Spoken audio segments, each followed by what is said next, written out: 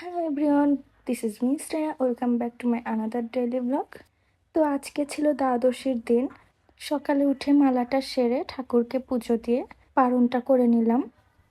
আমি প্রায় সবগুলো একাদশী করি। 24টা একাদশীর মধ্যে 23টাই করা হয়। একাদশী থাকলে আমার শরীরটা আসলে অনেক ফ্রেশ লাগে। আজকে আমি শাড়ি পরে অফিসে যাব, তাই এখন ঝটপট রেডি হয়ে নেব।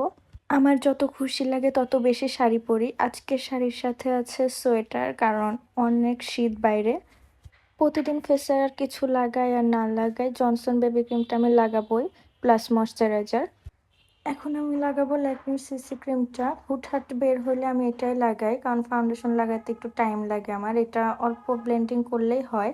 এরপর মাস্কারা লাগাবো ববের। এটা আমার অনেক ফেভারিট একটা মাস্কারা। এটা আমি যে কয়েকজনকে সাজেস্ট করেছি প্রায় সবাই প্রশংসা করেছে। আর লিপস্টিক তো মাস্ট। আমি মাঝে মধ্যে শুধু লিপস্টিক লাগিয়ে বাইরে চলে যাই। একটা কালো টিক লাগালাম বড় দেখে, যাতে ফেসটা একটু ভরা দেখায়। এরপর ওয়াশটা পরে কোনো রকম তাড়াতাড়ি ব্যাগটা গুছিয়ে বের হচ্ছে, কারণ আমার অনেকটা লেট হয়ে গেছে। আর আমি প্রতিদিনই লেট করে যাই, কখনো টাইম মতো অফিসে যাই না। চুলটা সেট করার আর টাইম পেলাম না, পরে গিয়ে ঠিক করব।